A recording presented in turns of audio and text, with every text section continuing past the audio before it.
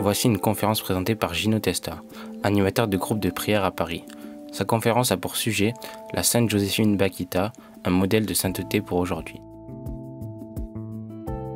Bonjour. Je remercie tout d'abord le Père Denis de m'avoir invité à venir présenter Bakhita aujourd'hui. Et je suis très heureux d'être parmi vous pour parler et mieux connaître Joséphine Bakhita. Donc, je m'appelle Gino, je suis animateur de groupe de prière Padre Pio à Paris. Je suis animateur d'un groupe qui anime les chapelets en semaine à Saint-Louis-d'Antin. Je suis très lié à la famille Notre-Dame de Lourdes au travers de l'hommage floral et très lié aussi aux apparitions de Tibéo. Alors, Joséphine Bakhita, c'est une géante de sainteté, Joséphine Bakhita. Simplement, pour montrer ça, voici ce que les papes ont dit d'elle. D'abord, Jean-Paul II, à sa béatification. Et là, il a donné peut-être la plus belle définition de Bakhita dès le départ. En Joséphine Bakhita, on trouve un témoin éminent de l'amour paternel de Dieu. Son message est un message de bonté héroïque. Elle nous a laissé un témoignage de réconciliation et de pardon évangélique à une époque où la course effrénée au pouvoir, à l'argent, à la jouissance cause tant de méfiance, de violence et de solitude. Et maintenant, c'est très fort, Sœur Bakhita nous est redonnée par le Seigneur comme sœur universelle. Il y a un frère universel qui est Charles de Foucault, et la sœur universelle, c'est Joséphine Bakhita. Pourquoi ?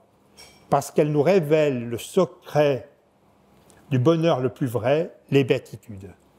Elle nous révèle le secret du bonheur le plus vrai, les béatitudes. Et c'est vrai que Bakhita, lorsqu'on pense au sermon sur la montagne, sur les béatitudes, elle a connu tout ça. Elle a connu la pauvreté, elle a pleuré, elle a eu faim, elle a eu soif, elle a un cœur pur. Donc voilà, elle nous permet de découvrir ce secret des béatitudes. Ensuite, en 2000, à sa canonisation, Jean-Paul II, toujours, cette fois, a insisté sur ce que Bakhita apportait pour la liberté, contre l'esclavage. Chez Sainte Joséphine Bakhita, nous trouvons un brillant défenseur de la véritable émancipation. Ensuite, Benoît XVI, et ça c'est très important, lorsqu'il nous a donné son encyclique Spes-Salvi, la sainteté dans le monde moderne. Dès le début, au chapitre 3 et 4, il parle de Joséphine Bakhita, dès le début. Et voilà ce qu'il écrit. Désormais, elle avait une espérance. Pas la petite espérance, mais la grande espérance.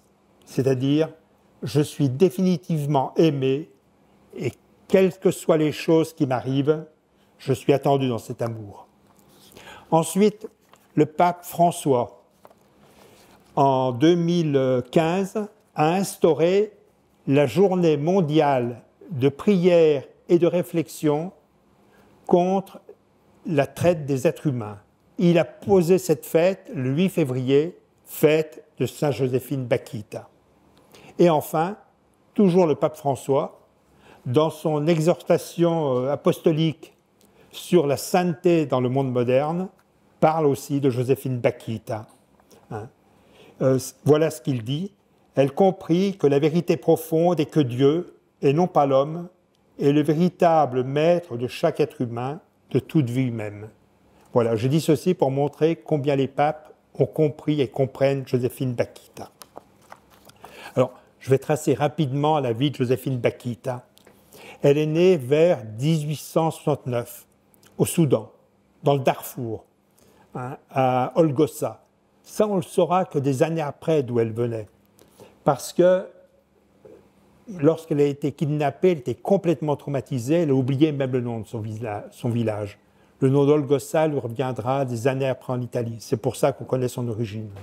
Elle est animiste, c'est-à-dire que comme les gens de son village, elle voit dans la forêt, dans la nature, la puissance divine.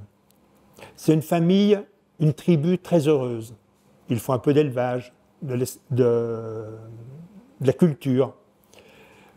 elle a une sœur aînée, elle a même une sœur jumelle. Il y a un propriétaire qui arrive, sa sœur aînée est enlevée. Et ça, c'est un grand drame. Pendant des années, lorsqu'elle sera esclave, elle cherchera à revoir cette sœur en se disant « Est-ce que c'est elle? Est-ce que c'est elle ?» Donc, c'est une tribu où les gens s'entendent bien. Ils sont monogames, hein, je veux dire animistes. Et le grand drame de Joséphine Bakhita, elle a 7 ans. Et là, avec une petite fille, elle va pas très loin de son village pour chercher quelques fleurs, des herbes. Et là, il y a 2 messieurs qui viennent. Et toujours par le mensonge. Ils la séparent de la petite fille, qui est plus jeune qu'elle, en lui disant « On a oublié quelque chose à côté du bananier là-bas, va le chercher ». Et Bakhita, qui a toujours cru ce qu'on lui disait, le mensonge est inimaginable chez elle. Il va, et là, elle se retrouve avec ces 2 messieurs, avec un couteau sous la gorge, qui lui disent « Si tu cries, tu es morte ». Il l'enlève. Elle marche, elle marche. On lui demande comment elle s'appelle, elle est incapable de répondre. Elle est traumatisée. Et ce sont eux qui vont lui donner le nom de Bakhita, ce qui en arabe veut dire la chanceuse. Elle oublie sa langue. Elle parlera après un mélange d'arabe, d'italien et surtout de dialecte vénitien. Donc, elle oublie tout. Elle est donc enlevée, elle est vendue à un monsieur, et là, elle s'enfuit avec une autre petite fille. Elle marche dans la savane, dans la forêt, pour s'enfuir en cherchant toujours leur maison, leurs parents. Et il y a un épisode dont elle ne parlera pas tout de suite, elle en parlera des années après. À un moment, il y a un fauve. Et elle grimpe sur un arbre, c'est le soir, et elle voit un grand personnage, très gentil, qui tend un peu la main, et le fauve le laisse tranquille. Elle pensera souvent à ça, et des années après, lorsqu'elle sera canossienne à Schio, et ce que je dis, c'est Madre Laura qui me l'a dit, elle verra le même personnage à côté de l'autel dans l'église de Schio. Une religieuse lui demandera, elle en parlera à une religieuse, elle lui demandera qui est-ce, elle lui dira c'est ton ange gardien. Voilà. Ensuite, elle est vendue, elle sera vendue 6-7 fois, Bakhita. Elle est vendue à un marchand à El Obeid.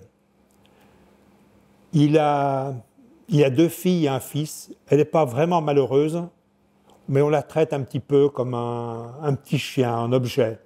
Elle est toujours à côté de ses 2 filles pour les faire un peu de vent quand il fait chaud, être complètement à leur service. C'est un objet. Un jour, le fils demande un vase. Bakhita va le prendre, le vase lui échappe, tombe par terre et se casse. Le fils entre dans une fureur noire contre Bakhita, il lui donne des grands coups de pied sur le flanc, elle en souffrira beaucoup, beaucoup, et là on décide de la vendre. Elle est vendue à un général turc, à El Obeid. Et là, c'est vraiment le martyre, plus que partout. Ce général a sa mère et sa femme qui sont acariâtres, méchants. Ils la font souffrir. Là, elle souffre beaucoup, beaucoup, beaucoup. Bakhita grandit, sa poitrine se développe, et ce chef, ce général turc, lui malaxe les seins, lui casse complètement les glandes mammaires, comme Sainte Agathe. Et ce qui fait que quand Joséphine sera religieuse à Schio, elle dira « Pour me faire ma robe de religieuse, c'est simple, il suffit, je suis plate comme une planche. » Quelques mois après, elle subira l'épreuve du tatouage, comme d'autres. Ce sont la mère et l'épouse qui demandent ce tatouage pour qu'on reconnaisse que c'est leur esclave à elle. On ne lui fait rien sur le visage, mais on lui fait des tatouages comme à d'autres, parce que pour le mettre, c'est un signe de propriété, encore bien marqué, et de richesse d'avoir de beaux esclaves, belles esclaves avec de beaux tatouages. Donc, elle vivait nue. il y a 2 filles qui passent avant elle et après c'est son tour. Elle est allongée par terre. Il y a des messieurs qui lui tiennent les bras et les jambes et une dame avec de la farine fait de beaux dessins. Ces dessins ont été choisis par la mère et l'épouse avec de la farine. Et là, avec un couteau, elle fait de larges entailles. Bakita dira d'une profondeur d'1 centimètre. Elle en fait 6 sur le haut de la poitrine, 60 sur le ventre et 48 sur le bras droit. Beaucoup mouraient de septicémie après ça. Et là, on met du sel dedans pour éviter l'infection, mais aussi pour que ça fasse des cicatrices larges, donc très belles pour le maître. Elle passera 1 mois allongée sur un lit de grabat. Beaucoup mouraient. Quelques paroles de Bakita à ce moment-là. Les coups de bâton s'abattent à plusieurs reprises au même endroit de ma cuisse, m'enlevant la peau et la chair, creusa une longue et profonde blessure qui ne disparut pas. Ça, c'est les coups qu'elle avait reçus avant, dont j'ai parlé.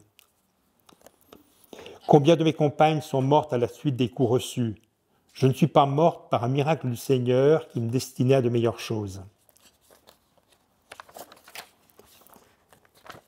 Et voilà ce qu'elle dit après le tatouage.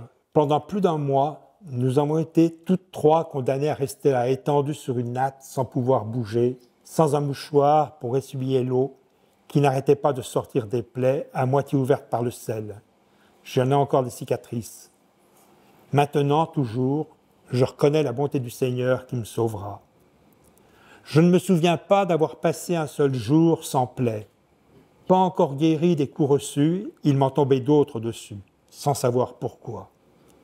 Il fallait tout supporter en silence, parce que personne ne venait soigner mes blessures, ni nous donner une parole de réconfort. En parlant de ce mois-là, pendant les nuits interminables, brûlant de fièvre et de soif, j'attendais vainement un soulagement, par un médicament ou par une parole de réconfort. Rien. Voilà. Quand elles étaient un petit peu en retard, elles recevaient des coups. Un jour, elle parlait avec une autre petite fille lorsqu'elle s'était en fuite. Et sa maîtresse a entendu ça. Elle l'attachait avec une chaîne avec l'autre petite fille à ce moment-là. Ensuite, le général turc retourne en Turquie et se sépare de beaucoup de ses esclaves. Au départ, il veut garder Bakita. Mais quand il arrive à Khartoum, il y a un agent consulaire italien qui s'appelait Callisto Legnani qui vient le voir et qui achetait des esclaves, surtout jeunes. C'était vraiment un brave homme pour les libérer. Et il achète Bakita. Donc Bakita part avec l'intendant de ce Callisto Legnani dans le palais du consul. Et là, pour la première fois, on l'habille. Elle a une robe. Elle dort dans un lit. Elle ne revient pas. Elle est heureuse. Callisto Legnani essaie de connaître sa vie. Mais pour la libérer, mais où la libérer? On ne sait pas d'où elle vient. Donc il la garde avec elle. Et là, elle est heureuse. Elle est bien. Elle est heureuse. Elle cherche toujours, quand elle voit des esclaves, si elle peut voir sa sœur, mais elle ne la voit pas. Et il y a un soulèvement mahadiste qui se produit au Soudan à ce moment-là. Donc les étrangers, donc Callisto Legnani, quittent Khartoum. Ils partent vraiment au dernier moment parce que le lendemain, les troupes qui attaquent arrivent à Khartoum et font une razzia. Donc Callisto Legnani arrive à Suakin, port Soudan maintenant, prend le bateau pour traverser la mer Rouge, la Méditerranée, jusqu'à Gênes. Et il a avec lui donc un petit noir et Bakita. Alors pourquoi Bakita? Elle a fait preuve de persuasion, Bakita, parce que Callisto Legnani avait une intendante italienne qui parlait toujours de l'Italie à Bakita. Et Bakita, sans connaître l'Italie, avait envie de connaître ce pays. Et quand Callisto Legnani a voulu partir, elle lui a dit « Mais emmène-moi avec toi ». Il était très surpris. « Mais pourquoi tu veux venir ?»« Parce que j'aime l'Italie. » « Et qu'est-ce que tu feras là-bas ?»« Je ne sais pas, mais je veux aller avec toi en Italie. » Donc, quelle force de persuasion pour partir sur le bateau avec Callisto Legnani. Sur le bateau, donc, il y a Callisto Legnani, le petit, Bakita, et un monsieur qui s'appelait Micheli, qui était un peu interprète et qui faisait des affaires au Soudan. Ils arrivent à Gênes et ils s'arrêtent 2-3 jours là. Callisto Legnani donne le petit à une dame qui va à un hôtel. Et le soir, en parlant, l'épouse de Micheli, qui était enceinte, fait une scène à son mari en disant on a ramené un petit pour cette dame et moi je n'ai rien. Donc Callisto Legnani entend ça et se dit Bakita sera bien dans cette maison. Il leur donne Bakita en leur recommandant soyez gentils avec elle parce qu'elle le mérite. La famille part du côté de Venise, à Zianigo, et là, ils ont un intendant qui s'appelle Illuminato Checchini, un brave homme, vraiment un brave homme, Illuminato, un grand chrétien, qui est né dans un village à côté où Giuseppe Sarto, le futur Saint Pidis, était prêtre. Et lui veut convertir Bakita et lui donne un crucifix. Il ne lui donne pas comme ça, il prend le crucifix, il l'embrasse, il lui donne, elle demande qui est-ce ? Il lui dit c'est Jésus, le Fils de Dieu, qui est mort sur la croix pour nous sauver. Et Bakita tout de suite se sent attirée par ce Jésus mort sur la croix. Elle va cacher le crucifix. Elle a peur qu'on lui prenne. Elle le regarde plein d'amour. Elle a peur qu'on lui prenne parce que l'épouse de Micheli était née à Saint-Pétersbourg. Alors on ne sait pas si elle était protestante ou orthodoxe, mais elle n'aimait pas que Illuminato Checchini amène sa fille, Mamina, dans l'église. Et c'est la découverte avec Jésus à ce moment-là. La famille retourne au Soudan pour refaire des affaires. Et ils reviennent en Italie, où Bakita travaille pendant presque 1 an sur un bar, parce qu'il a acheté un hôtel là-bas, où tout se passe bien en fait. Hein. Elle n'a jamais été agressée, il n'y a rien eu. Ils reviennent en Italie et Illuminato Checchini, comme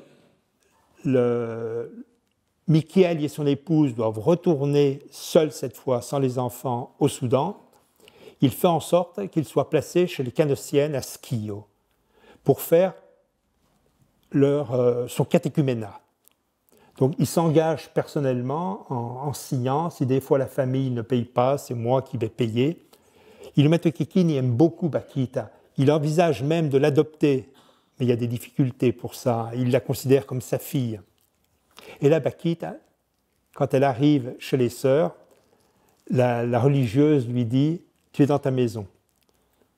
Et Bakita découvre le Seigneur. Très vite, elle découvre en quelques mois ce que généralement on met des années à comprendre. C'est la grande découverte pour elle. Elle est amoureuse du Christ. Illuminato Micheli et son épouse reviennent pour vendre leurs biens et retourner au Soudan avec Bakita et la petite Alice qu'on appelle Mamina. Les deux s'aiment beaucoup. Il y a une grande amitié. Et quand l'épouse vient récupérer Bakita, Bakita dit non. Elle ne veut plus partir. Elle se dit, si je retourne là-bas, je ne suis pas encore baptisée, mais je vais perdre le Seigneur, je ne veux pas partir. Alors au début, on lui dit, mais viens, tu seras bien traité, tu auras même un pourcentage sur les recettes que l'on va faire. Bakita ne veut pas partir. Alors après, ça devient menaçant, ingrate, tu es mon esclave, tout ce que l'on fait pour toi, je t'ai confié ma fille, ce que j'avais de plus cher, et tu me remercies comme ça. Donc l'épouse est en colère après Bakita. Il y a un grand procès qui a lieu, mais vraiment un grand procès à Venise, où il y a le représentant du roi qui vient, il y a le nonce apostolique, le cardinal qui vient aussi, et comme en Italie il n'y a pas d'esclavage, Bakita est libre et reste chez les Canossiennes. Elle fait son catéchuménat, elle a envie d'être religieuse, mais elle n'ose pas en parler, elle est noire. On la voit un peu comme, ça peut être, je ne dis pas la seule noire, mais pratiquement, qui est à Venise, on vient la voir par curiosité même, hein, on est surpris de cette fille qui est là à Venise. Elle en parle à son confesseur, qui en parle ensuite au patriarche de Venise, qui est le futur Saint Pidis, hein, qui lui dit « Le Seigneur t'aime, aie confiance ». Voilà, c'est lui qui dira aux Canossiennes de mettre Bakita, lorsqu'elle sera religieuse, donc au couvent de Schio. Donc elle reste là, elle prononce ses vœux temporaires et va à Schio. Alors Schio, les sœurs là-bas font de l'éducation des petites filles. Les garçons sont chez les Salésiens, de l'autre côté dans une autre maison. Au début, les enfants, quand ils voient Bakita, ont peur même, hein, peur ou sont surpris. On la touche pour voir si elle n'est pas sale. On lui lèche même les mains pour voir si ça n'a pas un goût de chocolat. Mais tous sont conquis par Bakita. Conquis par Bakita. Elle sera pendant 20 ans, pendant 1 an être cuisinière, puis 20 ans cuisinière. Et ensuite, elle sera un moment portière et sacristine. Alors, on raconte qu'elle faisait chauffer les plats pour que ce soit plus agréable pour les petites filles. Elle avait de l'humour, Bakita. Dans la région de Venise, la coutume, c'est au moment de carnaval de faire des gnocchi, ces petites boules de farine là. Et un jour, le matin, en fin de matinée, la supérieure demande à Bakita de préparer des gnocchi. Mais il y a peu de temps pour le faire. Mais Bakita n'est pas démontée. Elle va aux cuisines, elle prépare. Et quand toutes les sœurs, maintenant elles sont 6, je crois, mais à l'époque elles étaient peut-être 40, je ne sais pas, donc elle amène les plats, et dans chaque plat, il y a un gros gnocco dans chaque plat. Voilà un petit peu l'humour de Bakita. Ensuite, Bakita, dans les années 32-33, sera amenée dans les différentes maisons canossiennes d'Italie pour raconter sa vie. Pour elle, ça sera très dur. Elle dit, on me regardait un peu comme une bête. Elle souffre pour raconter sa vie. D'ailleurs, elle dira à une sœur qui lui posera la question, j'en ai dit, ce que j'ai vécu, c'est plus que ce que j'ai raconté. Il y a un épisode très fort qui est connu. Un jour, elle parle et ensuite on lui pose des questions. Et un séminariste lui demande, que feriez-vous si vous rencontriez les gens qui vous ont kidnappé, vendu, martyrisé? Et Bakita a dit, je me mettrai à genoux, je rembrasserai les pieds, parce que sans eux, je ne serais pas devenue chrétienne et religieuse. Il le faisait par habitude, il ne le faisait pas par méchanceté. Je prie le Seigneur pour les retrouver avec moi au paradis. Voilà, le pardon de Bakita, c'est quelque chose d'extraordinaire. Alors, un aparté, il y a quelques années, j'avais été en Guadeloupe pour des moments de prière autour de Padre Pio et Bakita. Et je me suis rendu compte, et c'est pour ça que je suis convaincu que Bakita, en certains pays du monde, est déjà une sainte majeure de l'Église. Il y a des gens entendant, parce que les gens dans ces îles, ce sont des descendants de gens qui ont été kidnappés dans leur village, vendus, qui ont souffert donc. Et je me suis rendu compte que chez eux, il y a une blessure qui n'est pas fermée. Et voyant que cette sainte noire qui pardonne, ça leur parle vraiment au fond des tripes. Et il y a des gens qui assistaient à un moment, une petite conférence, et qui ensuite ont suivi tout le parcours. Où serez-vous demain? Où serez-vous pour suivre? Voilà, donc Bakita, c'est vraiment une géante de sainteté qui parle à beaucoup de monde. Elle va mourir en 1947. Son corps restera souple pendant plusieurs jours. Et elle sera enterrée, il y aura 1000 personnes à sa sépulture. Ensuite, elle sera donc béatifiée, canonisée par Jean-Paul II. Alors, quelques points forts sur Bakita. Elle était animiste. Mais en regardant les fleurs, le soleil, la lune, les belles choses de la nature, elle se disait, mais qui peut être le patron de cette belle chose?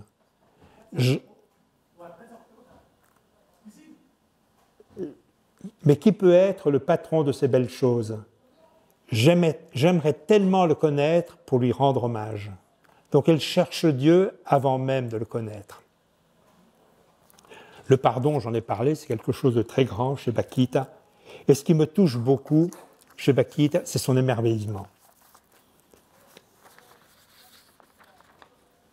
Elle parlait dialecte vénitien, donc je vais le dire en dialecte vénitien.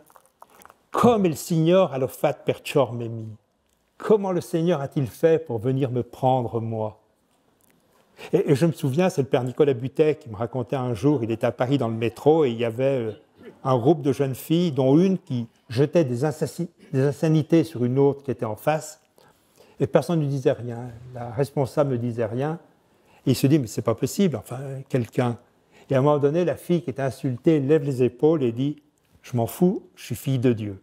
Et je crois que nous aussi, on est, bien sûr qu'on l'est, fille et fils de Dieu, si on s'en rend compte. L'émerveillement de Bakita. Et elle appelait Dieu son bon patron, mais bon parent. Dans ces phrases, ça sort sans arrêt. Alors, quelques phrases de Bakita par rapport à son bon patron. Moi, je n'ai rien fait. C'est lui qui a tout fait. C'est le parent. Hein? Moi, je fais tout ce que je peux. Le reste, il le fait lui. J'ai tout donné au patron. Il pensera à moi, il y est obligé. Qu'il me mette où il veut, quand il veut. Quand je suis avec lui, je suis bien partout. Lui, c'est le patron, moi, sa pauvre créature. Si je demeurais à genoux toute ma vie, je ne dirais jamais assez toute ma gratitude au bon Dieu. Quand j'étais esclave, il fallait obéir de force, autrement nous étions battus, et comment? Maintenant, j'obéis avec plaisir. Lui, c'est le patron, moi, sa pauvre créature. Hein? Voilà. Ainsi veut le patron, le Seigneur s'en chargera, c'est lui le patron. Nous sommes toujours dans la maison du Seigneur, tout comme veut le patron. L'espérance, donc j'ai dit ce qu'avait dit Benoît XVI sur Spe Salvi, et je suis convaincu, c'est mon idée, l'an prochain sera l'année sainte. Et le thème de cette année sainte, c'est pèlerin de l'espérance. C'est pour ça que je pense que l'an prochain, Bakita parlera à beaucoup de monde, encore plus que cette année, avec ce thème de l'année sainte de l'année prochaine. La Vierge.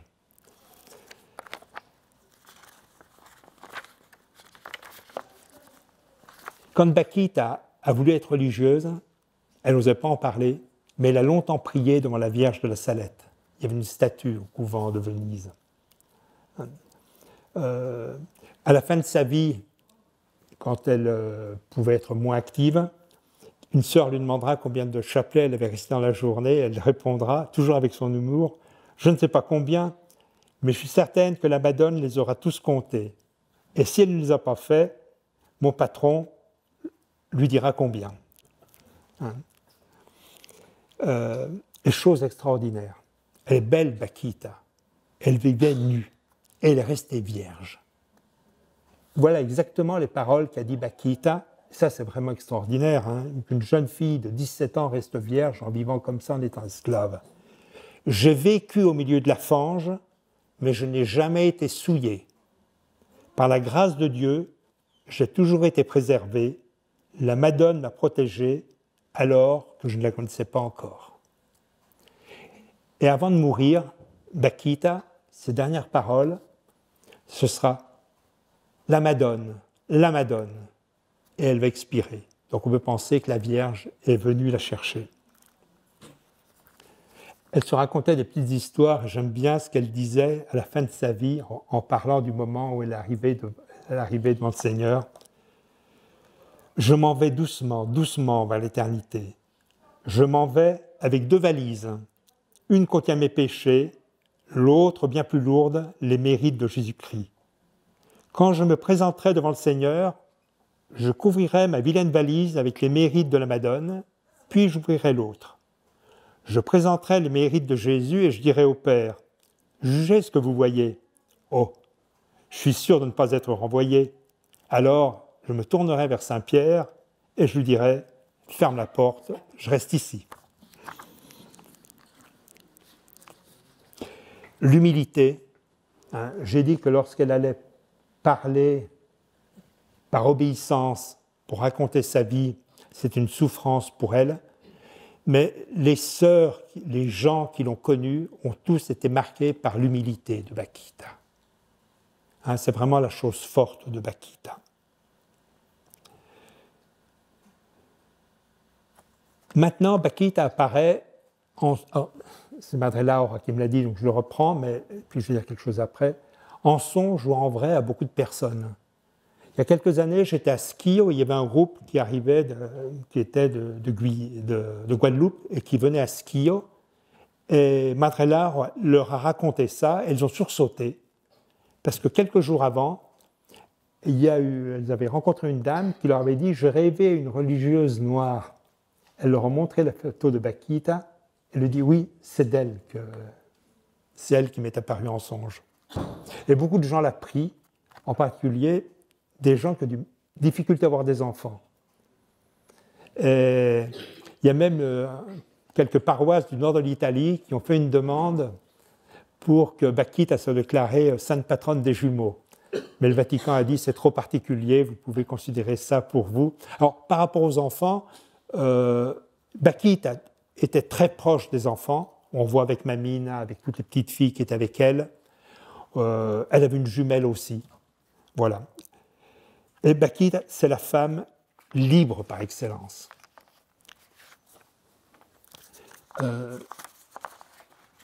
C'est la femme libre par excellence. Pourquoi? Parce qu'elle n'a aucun souvenir, elle n'a rien, elle est pauvre.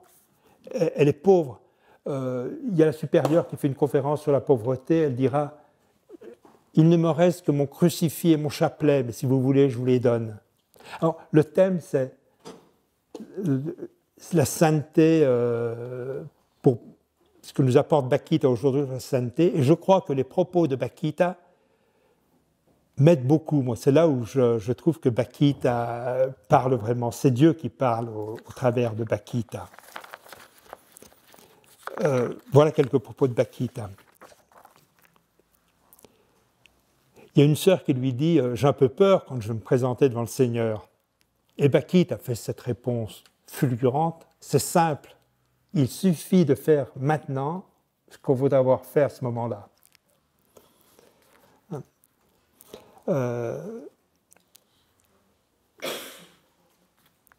Il y a une sœur qui lui dit ça doit être beau au paradis. Et Bakita a dit oui, mais c'est beau de faire la volonté de Dieu sur terre aussi.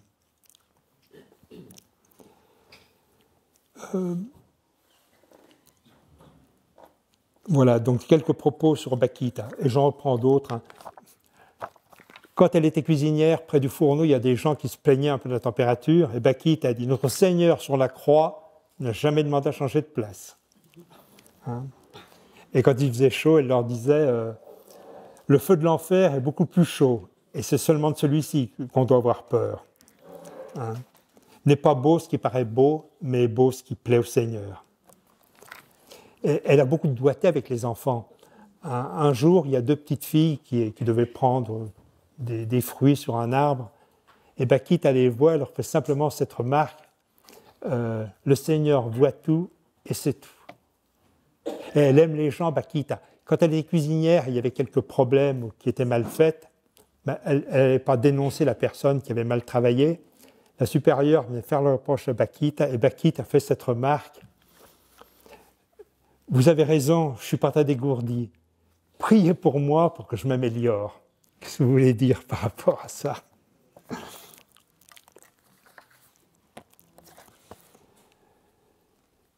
Alors, je parlais tout à l'heure de la Guyane, mais je suis allé à Tourcoing et c'est un peu la même chose. Il y a un monsieur qui n'avait jamais entendu parler de Bakita, et en entendant un petit peu certains propos sur Bakita, au moins 10 fois, il m'a dit « Mais quelle sainte, j'en ai jamais entendu parler. » Il était subjugué par Bakita. Le miracle de la béatification de Bakita. Elle est morte le 8 février 1947, et tout de suite, il y a des grâces qui sont arrivées, où les gens ont écrit. Et en particulier, fin 1947, il y avait une religieuse canossienne qui s'appelait Silla Mary, à qui on devait couper la jambe. Et les canossiennes ont fait une neuvaine, il n'y avait pas de neuvaine écrite, elles ont dû prier des chapelets, Et quand ils l'ont amené sur la table d'opération, le médecin a dit « mais ce n'est pas nécessaire de l'opérer ».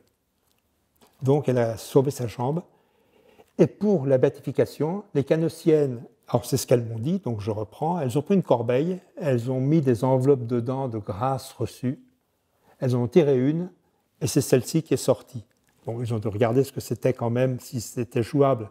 Mais voilà, donc les grâces que Bakita apporte aujourd'hui au monde sont quand même très très fortes. Mais elle l'avait dit, hein, quand les gens de son vivant lui disaient « priez pour nous », quand vous serez au paradis, elle disait « mais je prie pour vous maintenant et le Seigneur m'écoute déjà ».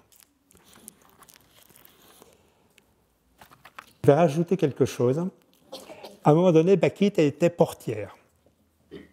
Il y a eu une maman, on aimait beaucoup Bakita, qui s'est dit, elle avait un enfant qui doit avoir 4 ans, et c'est arrivé la même chose à Bernadette à Nevers. Hein. Elle se dit, si Bakita touche mon enfant, il va peut-être se passer quelque chose. Donc elle trouve une astuce, elle va au marché, elle revient, s'arrête à l'entrée du couvent et dit à Bakita, j'arrive du marché, mais j'ai oublié d'acheter quelque chose.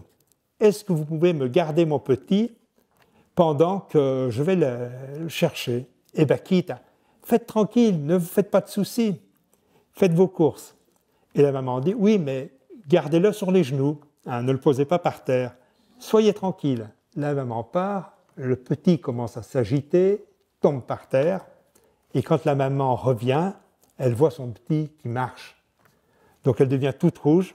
Bakita, qui n'est pas au courant, s'excuse. Et voilà, donc c'est la famille de... Si vous allez à Schio, il y a un petit musée avec des objets de Bakita, il y a un petit napperon qui a été offert par la famille de cet enfant-là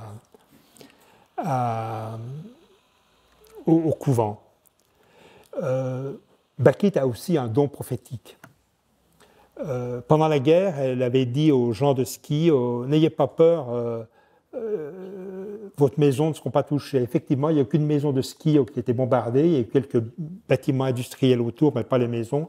Quand les avions passaient, tout le monde se précipitait dans les caves, Bakita était tranquille en disant si on fait tort au patron s'il voit que nous avons peur. Elle avait de l'humour. Un jour, elle était dans la cave avec une... elle était noire, donc vraiment noire. Et puis il y avait une religieuse blanche, elle était dans l'obscurité, elles étaient pareilles, donc ça les a fait rire. Un jour, il y a une petite fille qui lui a donné du savon, et Bakita, elle lui dit, mais tu sais, mon âme est blanche. Hein. Des petites choses sur Bakita. Un jour, quand elle était ancienne, il y a un évêque qui lui demande ce qu'elle faisait maintenant, il lui répond la même chose que vous. Alors, qu'est-ce que vous faites? La volonté de Dieu. Il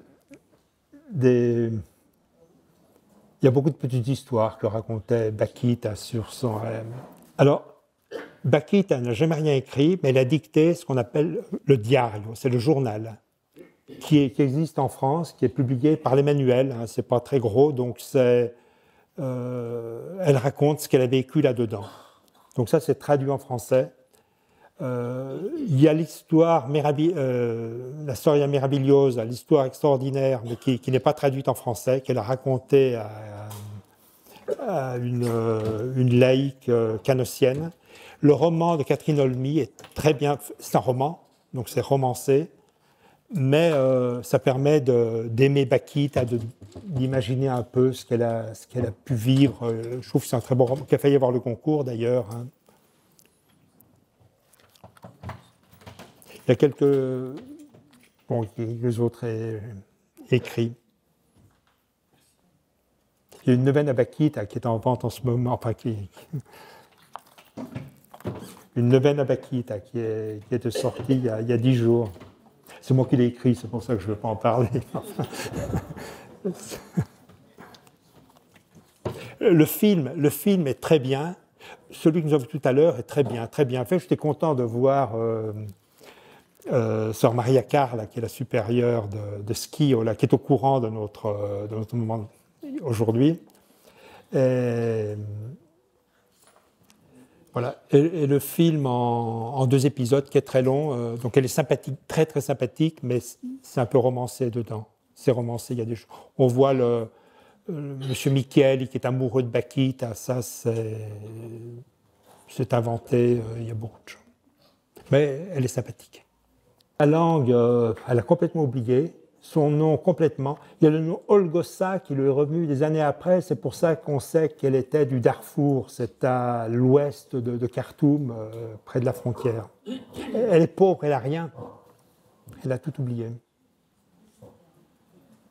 Et chose extraordinaire, elle a fait cette prière au moment où elle a prononcé ses vœux définitifs. Parce qu'en fait, les Canossiennes, c'était fondé par Sainte Madeleine de Canos, qui s'est inspirée des filles de la charité de Louise de Marillac et de Saint-Vincent de Paul. Parce qu'avant, les filles de la charité de Saint-Vincent de Paul, les filles étaient cloîtrées, ne vivaient pas dans le monde. Et c'est en s'inspirant de cette congrégation que Madeleine de Canos a fait les filles de la charité canossienne. Et pour être sûr que les gens avaient une vocation forte, on ne prononçait pas les vœux en une seule fois, il y avait les premiers vœux et ensuite les vœux définitifs.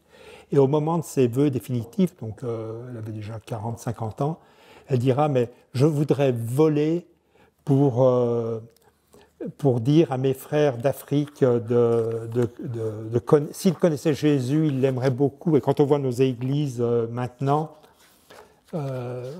c'est vraiment ça. Et ça me fait penser à Padre Pio qui dit, elle a prononcé ses vœux un 10 août, et c'est là où elle a dit ça, et Padre Pio a été ordonné le 10 août 1910, et là il écrit derrière une lettre, je voudrais être, enfin, je m'offre, je veux être une victime parfaite, donc on retrouve cette similitude.